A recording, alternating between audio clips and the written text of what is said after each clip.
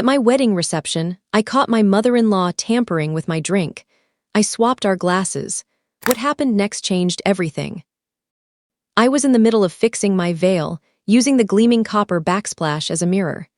That backsplash, I'd spent 3 full months hand-restoring it to a perfect shine. That's how I caught the movement behind me. My mother-in-law, Victoria Harrington, was standing directly at my back. She didn't realize I could see her reflection clearly. Her focus was only on my champagne flute, resting on the marble bar. I watched her slip a slim glass vial from her elegant clutch purse. 3 precise drops fell into my drink, clear, odorless, deliberate. I didn't spin around. I didn't gasp or confront her. I simply waited until she glided away to greet one of the city's influential donors. Then, with steady hands, I reached out and quietly switched our identical champagne glasses. The poisoned one was now hers. The evening's real story was about to unfold.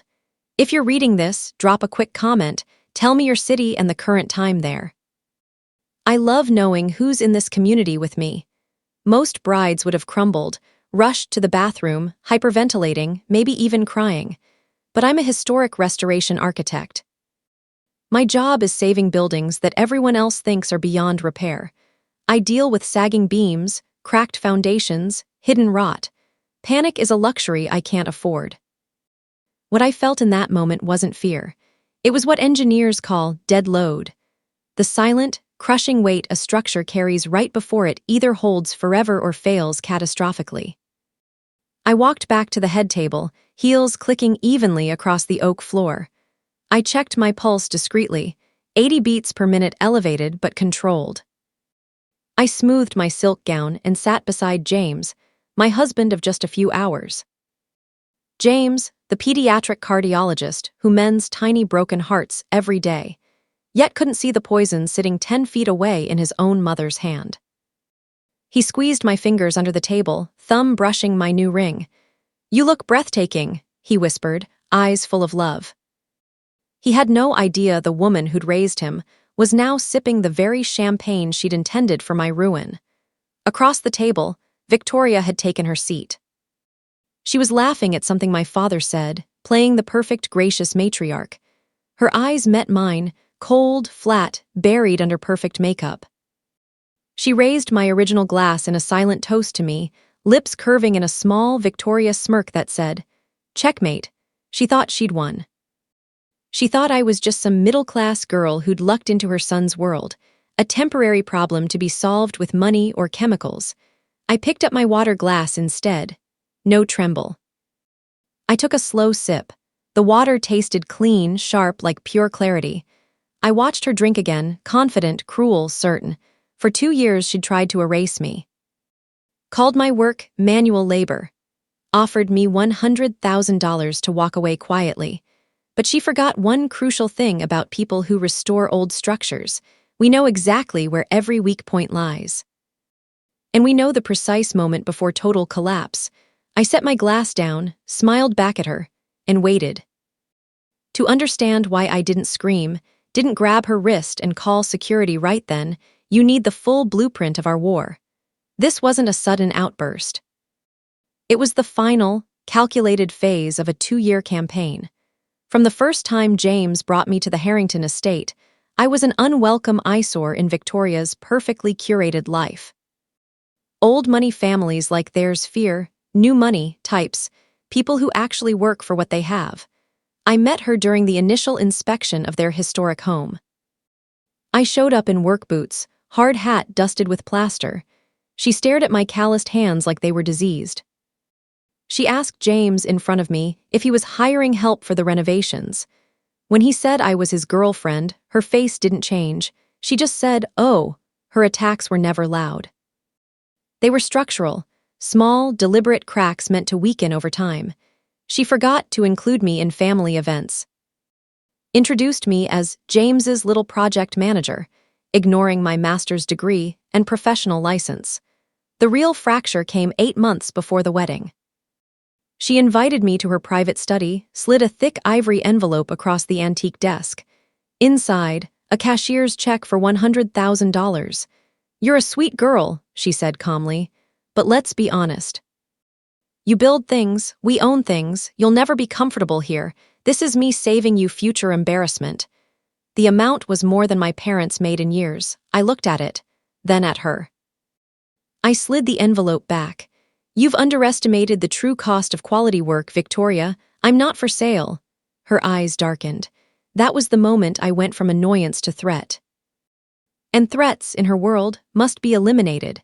There's a psychological term I learned while studying how materials fail under stress: extinction burst. When a controlling person realizes their usual tactics, guilt, bribes, exclusion, no longer work, they don't back off. They explode. They escalate wildly right before giving up completely. The week before our wedding was Victoria's extinction burst. She called our florist claiming the bride had died in a crash. Thankfully, the florist called me first. She accidentally tore my antique veil while inspecting it in the bridal suite. I repaired the lace with gold thread, the same way I restored damaged heritage pieces. I never told James. I knew she'd twist it, call me paranoid, stressed, unstable. She relied on her behavior being so extreme no one would believe it. So when I saw the vial at the reception, everything aligned. This wasn't random hatred. This was her final detonation. She couldn't stop the marriage, so she planned to ruin the day forever, make me violently ill in front of everyone, humiliate me, prove I was weak, unworthy of the Harrington name. She wanted disaster. I decided she would get exactly what she ordered, just not for me. Structural failure rarely happens instantly. There's always warning, groans, pops, splintering. You just have to listen. The room cheered as James finished his heartfelt toast. He sat, kissed my cheek, whispered he was the luckiest man alive. Then a spoon tapped crystal. Silence fell. Victoria stood, radiant in silver silk, holding the gold-rimmed flute she'd poisoned. She raised it high. Marriage, she began in her polished voice, is about partnership, roots. Trust, she stared straight at me on that last word. A few guests chuckled. She lifted the glass. To the happy couple, she drank deeply. One long swallow, then another, the entire flute. For 30 seconds, nothing. She sat, triumphant, chatting with my mother about charity galas. 1 minute passed. 2. At 2 minutes and 45 seconds, the first crack appeared. She stopped mid-sentence, blinked hard, hand flew to her throat. Her face turned gray beneath the makeup. She tried to stand, maybe to escape to the powder room. Her knees buckled. She grabbed the tablecloth. A crystal centerpiece of white roses crashed down. Then it hit, not a delicate faint, violent, guttural retching. She vomited across the head table. Silk runner, fine china, her custom gown. The smell hit like a wave. The woman who'd spent decades building an image of untouchable perfection was now heaving on the floor in front of 200 elite guests. "Mom!" James shouted, jumping up. She looked up at him, eyes unfocused. I didn't, she slurred. She collapsed sideways into the mess she'd made. Chaos erupted, but I stayed seated 1 extra second, watching the ruin. It was ugly, tragic, and exactly what she'd planned for me. While guests panicked, I stood and took control. I told the DJ to kill the music, directed staff to clear space. James was already on the floor, checking vitals, pulse thready, airways open, pupils dilated. Paramedics arrived fast. They loaded her onto the stretcher. As they lifted her, her beaded clutch fell. The clasp snapped open. Lipstick, compact, and 1 small empty glass vial rolled out. James froze when he saw it. Then something worse, a folded sheet of cream stationery beside it.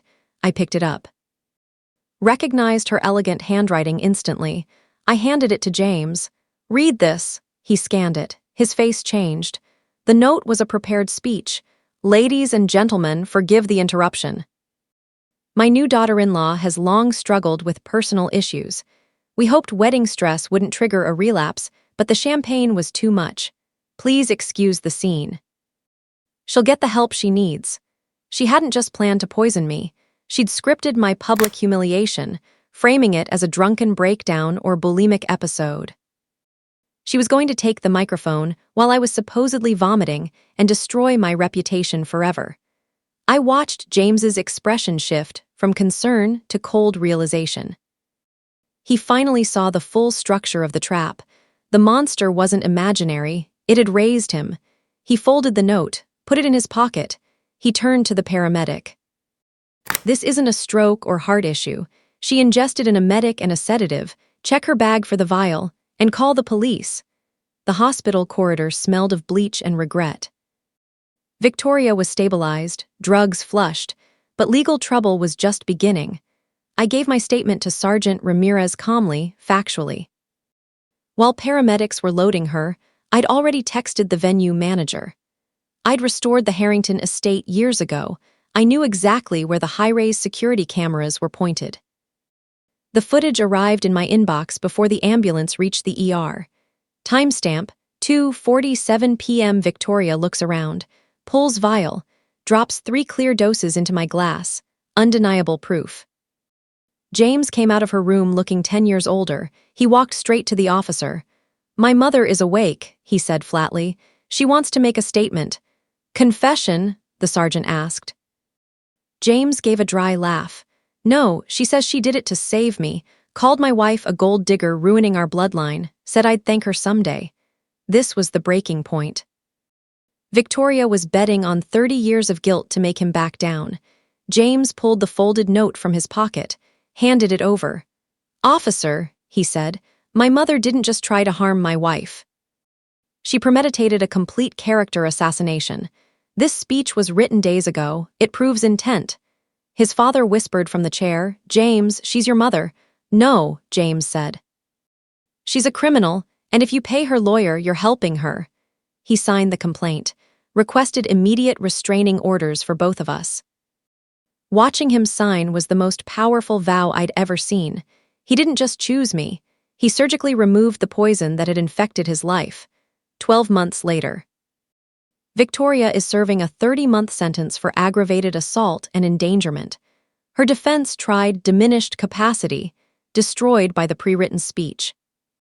You can't claim temporary insanity when you planned your cover story in advance. We didn't move into the family estate. We bought a fixer-upper across town, good bones, needs love and work, like us. Right now I'm at our kitchen table, mending a broken ceramic bowl with kintsugi, the Japanese art of repairing cracks with gold lacquer. The philosophy is simple. The piece isn't ruined by breaking.